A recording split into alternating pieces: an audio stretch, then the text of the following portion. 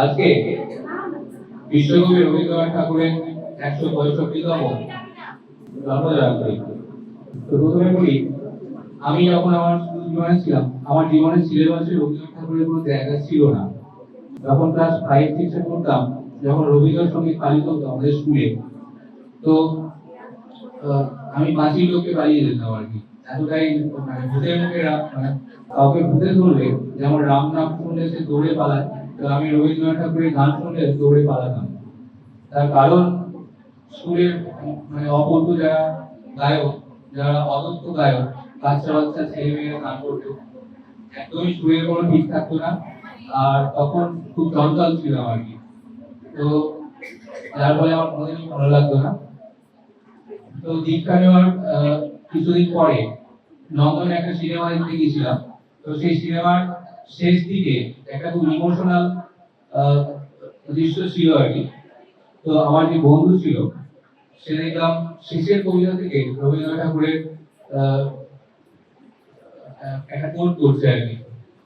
তো ওই ইমোশনাল সিনটাতে রবীন্দ্রনাথ ঠাকুরের শেষের কবিতার কিছু অংশ বলা হচ্ছিল, বাকি অংশটা ওই বন্ধুটা পুরো করলো আর কি।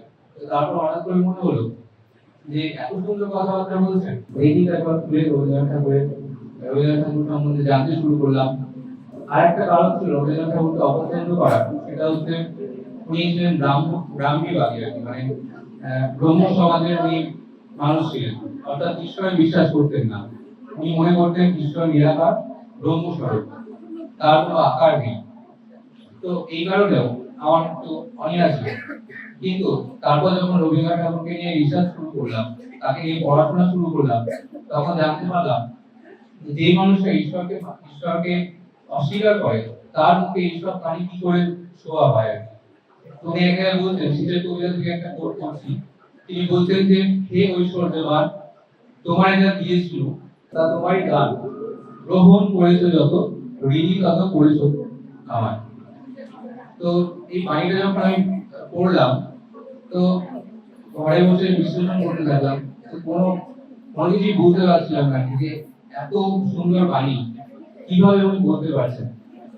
তারপর আরেকটা উনি কথা বলেছেন, বলছেন যে নরকেও সৌন্দর্য থাকে, কিন্তু নরকবাসীর শাস্তি হলো তারা সেই সৌন্দর্যটা উপভোগ করতে পারে না, বুঝতেও পারে না। অর্থাৎ কত বড় একটা কথা যে নরকেও সৌন্দর্য থাকে, কিন্তু নরকবাসীর শাস্তি হলো সে সেই সৌন্দর্যটা উপভোগ করতে পারে না। তো তারপর থেকে আমার ওনার প্রতি ভালোবাসা বাড়তে থাকলো। আস্তে আস্তে বুঝতে পারলাম যে এই মানুষটা কিভাবে এত ঈশ্বর সম্বন্ধে এত উপর লেভেলে কিভাবে চলে যাচ্ছে। তারপর আস্তে আস্তে ভালোবাসা শুরু হলো। তারপরে আরো পড়তে লাগলাম।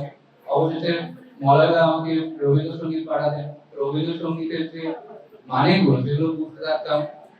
তো বুঝতে বুঝতে অবাক হয়ে যেতাম যে এই সমস্ত লাইনগুলো ওনার মাথায় কি করে আসছে। এরকম অবস্থাতে রবীন্দ্রনাথ ঠাকুরের একটা বাণী বলে শেষ করবো। সেটা হচ্ছে রবীন্দ্রনাথ ঠাকুর বলছেন, সীমার মাঝে অসীম তুমি, বাজাও আপন সুর, আমার মধ্যে তোমার প্রকাশ, তাই এত মধুর। অর্থাৎ এই যে অসীম যে পৃথিবী, তার মধ্যে যে আমি যে অসীম, অর্থাৎ আমার যে একটা অস্তিত্ব আছে, সেটা সুন্দর এই কারণে যে আপনার ওই অসীমত্ব আমার মধ্যে আছে, আমার মধ্যে প্রকাশ হয়ে আছে বলে, আমার মধ্যে প্রকাশিত করে আমি এত সুন্দর। অর্থাৎ রবীন্দ্রনাথ ঠাকুর সেই কোন উপরের দিকে চলে যাচ্ছে, আধ্যাত্মিকতা কোন উপরের লেভেলে চলে যাচ্ছেন। তো এইগুলো ভাবলেও অবাক লাগে আর কি। তো তারপর থেকে রবীন্দ্রনাথের প্রতি আমার ভালোবাসা জন্মায়। তো রবীন্দ্রনাথ ঠাকুরের কাছে প্রার্থনা করি আমার যেন শ্রী ঠাকুরের চরণে প্রেম হয়, ভালোবাসা জন্মায়। দেখা পায় চিরদিন কেন পাই না, ক্ষণিক আলোকে আখির পলকে তোমায় যবে পাই দেখিতে।